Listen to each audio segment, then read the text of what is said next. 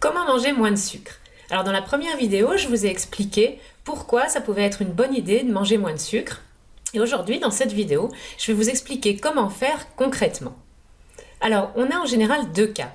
Soit on mange trop de sucre par habitude, soit on mange trop de sucre parce qu'on a des envies et on fait des grignotages. Alors, quand on mange trop de sucre par habitude, ça peut être qu'en fait on a l'habitude tout simplement de petit déjeuner le matin, on met de sucre dans son thé ou dans son café, on prend des tartines de confiture, un jus d'orange et puis des céréales le petit déjeuner. Ensuite, au cours de la journée, on grignote un biscuit par-ci par-là, on prend un petit dessert à midi et puis le soir on mange un yaourt aux fruits ou une crème dessert.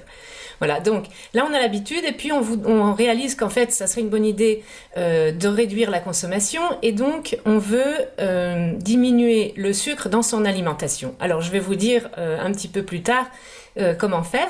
Et puis le deuxième cas, c'est on a des envies de sucre, là c'est un petit peu plus compliqué. Ça peut être hormonal aussi.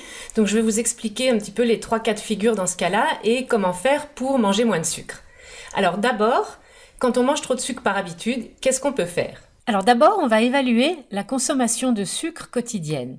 Il y a d'abord les boissons, alors je vous ai mis des exemples, donc les boissons qu'on sucre, comme le café et le thé, les jus de fruits, les sodas, si vous en buvez. Donc on regarde un petit peu combien de sucre on boit, entre guillemets, par jour. Et après, on regarde combien de sucre on mange. Donc là, je vous ai mis l'exemple du pain au chocolat. Alors, les viennoiseries, ça peut être sympa une fois par semaine, bien sûr.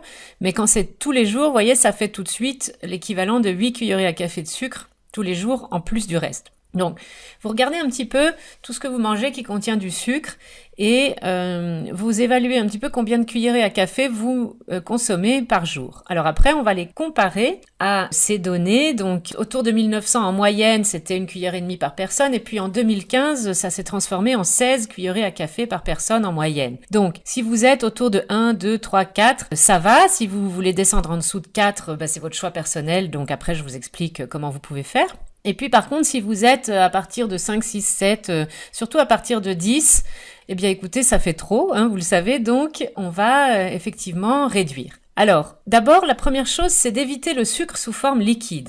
Pourquoi? Parce que comme vous le voyez ici, le sucre sous forme liquide, ça va vite. Donc si vous buvez 2 verres de 200 ml de jus d'orange par jour, ça fait déjà 6 cuillères, donc ça va très très vite.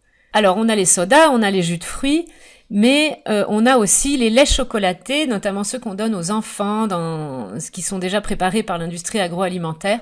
Vous regarderez l'étiquette et vous verrez, c'est plein de sucre. Ensuite, on a tout ce qui est thé glacé et ce genre de boissons. Et puis, les boissons énergétiques. Alors, on va essayer d'éviter tout ça. Et c'est pas pour autant qu'on doit les remplacer par des boissons qui contiennent des édulcorants, parce que les édulcorants, ils sont pas bons à la santé non plus. Donc, c'est pas une bonne idée. Ensuite, la deuxième étape, c'est de réduire le sucre sous forme solide.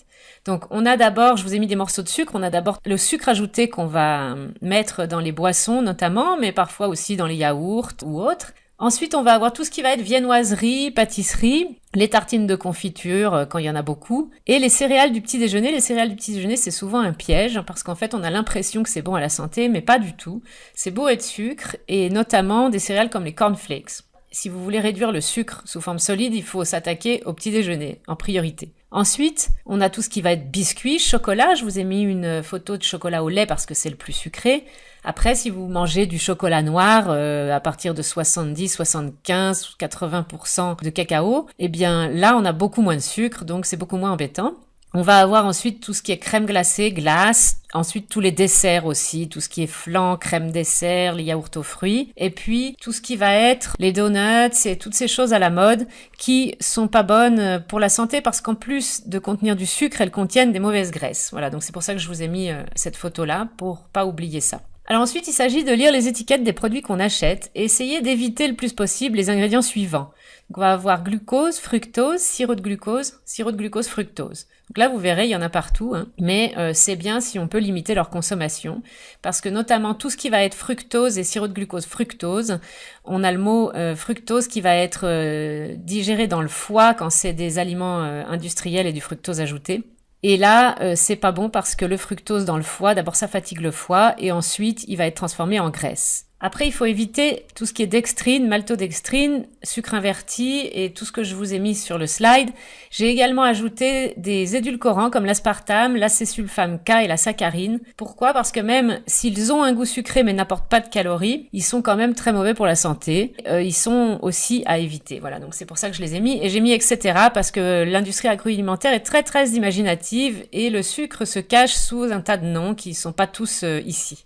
Alors, par quoi on remplace le sucre? Eh ben, c'est tout simple, en fait. On remplace par des fruits frais. Donc, le petit déjeuner le matin, au lieu d'avoir un bol de céréales, on peut avoir un fruit frais ou deux. Au lieu d'avoir en goûter des biscuits, on peut avoir des fruits frais. Donc là, il y a du sucre, bien sûr, mais c'est du sucre naturel qui est lié aux fibres du fruit. Donc, il va être digéré de façon plus lente. Les fibres, elles ralentissent la digestion du sucre et elles font monter la glycémie moins vite.